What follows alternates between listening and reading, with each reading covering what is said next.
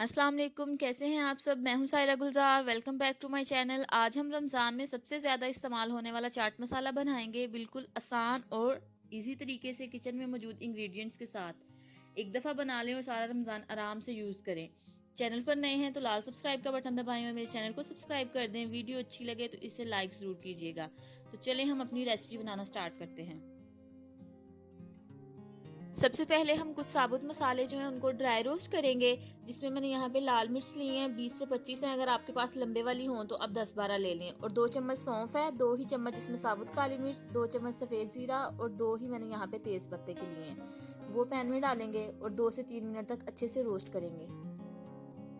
अब हम dry roast करेंगे, जलाएंगे नहीं, कॉन्टिन्यूसली चम्मच चलाते रहें और मीडियम लो फ्लेम पे खुशबू आने तक इसको भूनेंगे।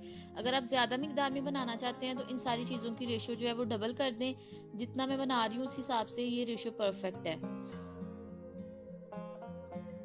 3 से 4 मिनट लगे हैं और चीज़ें सारी अच्छे से भुन गई हैं, बड़ी ज़बरदस्त सी खुशबू आ रही है। अब चूल्हा बंद करेंगे और इन्हें हम एक पेपर पे निकाल लेंगे और थोड़ी देर तक ठंडा होने देंगे।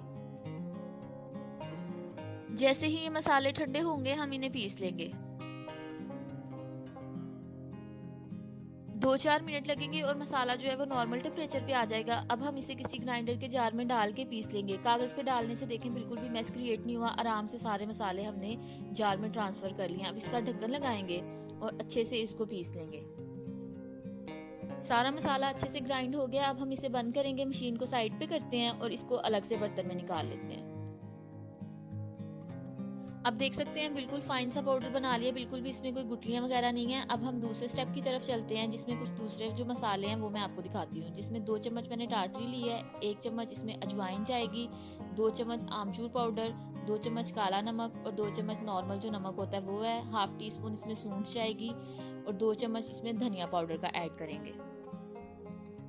सारे इंग्रेडिएंट्स को एक पेपर पे डालेंगे और उसी तरह जार में डाल के अच्छे से ग्राइंड कर लेंगे।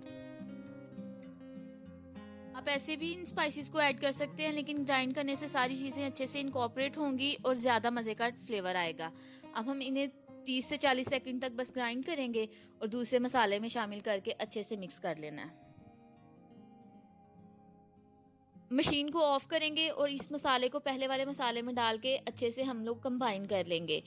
जितने भी मैंने इसमें अज्जा यूज़ किए हैं इंग्रेडिएंट्स, उन सब की डिटेल मैंने डिस्क्रिप्शन बॉक्स में लिख दी है। आप वहां से चेक करके इस रेसिपी को ज़रूर ट्राई करिएगा। रमज़ान में आपके लिए बहुत आसानी होगी। घर में बनाया हुआ चाट मसाला बहुत ही मज़े का लगता है और इसकी खुशबू जो है वो बाजार के मसाले से ज़्यादा अच्छी और टेस्ट भी बहुत होगा। आपने इस रेसिपी को ट्राई करना है और इसका फीडबैक मेरे साथ शेयर करना है कि आपका चाट मसाला कैसा बना। चाट मसाला अच्छे से मिक्स हो गया। अब हम इसे किसी भी एयर टाइट कंटेनर में डाल के तो स्टोर कर लेंगे। आप जब तक मर्जी इसको यूज़ करें, ना तो ये ख़राब होगा और ना ही इसके टेस्ट में कोई फ़र्क आएगा। अच्छे से सारा मसाला इस जार में हम ट्रांसफ़र करेंगे और इसको बंद करके रख देंगे। आज की रेसिपी पसंद आई हो तो वीडियो को लाइक कर दें, शेयर करें और चैनल को सब्सक्राइब करना मत भूलिएगा। बहुत जल्द मिलेंगे एक नई रेसिपी के साथ। तब तक अपना बहुत ख्याल रखें और मुझे दुआओं में याद रखिएगा। अल्लाह हाफिज़।